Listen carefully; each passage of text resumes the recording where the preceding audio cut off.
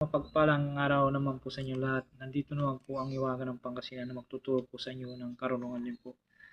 Kung kayo po ay naniniwala po sa mga karunungan din po, maraming salamat po sa inyo lahat.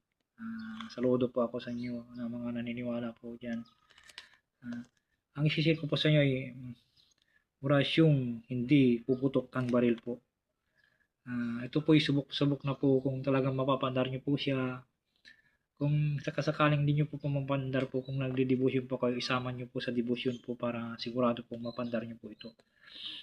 Isama nyo lamang po sa devotion.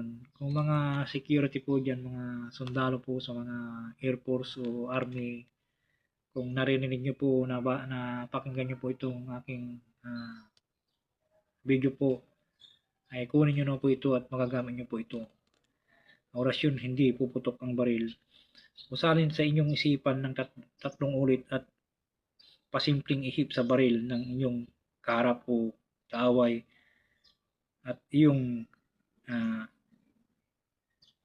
at siguradong pag kinalapit niya ay hindi puputok po ito. Ang gawin niyo po, usalin niyo lamang po sa inyong isipan at pasimple niyo pong ihip sa inyong kaharap na kalaban po habang binubunot niya yung baril. At habang po hindi pa nabubunot ang baril at ipo nyo sa yung kanyang baril po ay hindi napuputok yan. Kahit kalabitin ng kalabitin sa inyo, hindi puputok yan. Basta nausaw nyo po ito. Narito pang orasyon po. Suyukus, Suyura, Takasan, Miguel, Salvame. 3 bisis po salin po. Ilalagay ko po sa screen po.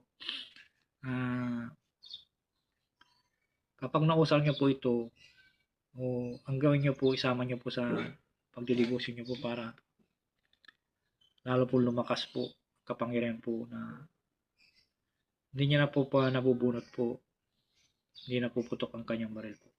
Number 1 po yan. Maraming salamat po sa inyo na.